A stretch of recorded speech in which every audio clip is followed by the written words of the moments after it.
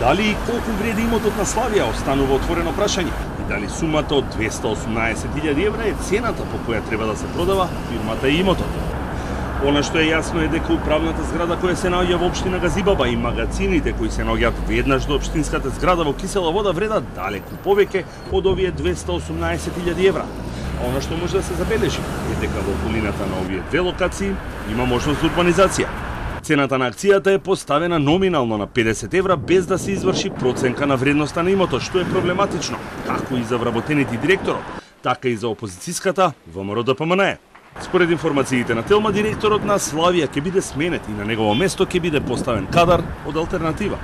А директорот на Агенцијата за управување со земен имот Фатона Сани, која располага со Славија, тврдеше дека се продаваат акциите на фирмата, а не имотот.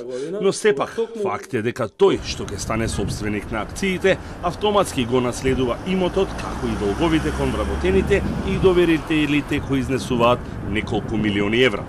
Од ВМРО-ДПМНЕ повторија дека продажбата на Славија е криминал во најава подготвуван од владата, а во позадина се крие имотот на фирмата кој се наоѓа на атрактивни локации и со можност за урбанизација, односно изградба на стамбени згради со кои би се заработиле десетина милиони евра. Овој имот позади мене, старите магацини на Славија во Кисела Вода, која е во собственост на акционерското друштво Славија, според официјалната проценка од 2016 година, чини над 4 милиони евра. Ова е еден од објектите, кој е еден од најкрупните причини за продажба на АД Славија како атрактивна локација за градење, каде што согласно плановите треба да никнат згради, како што можете да видите во околината.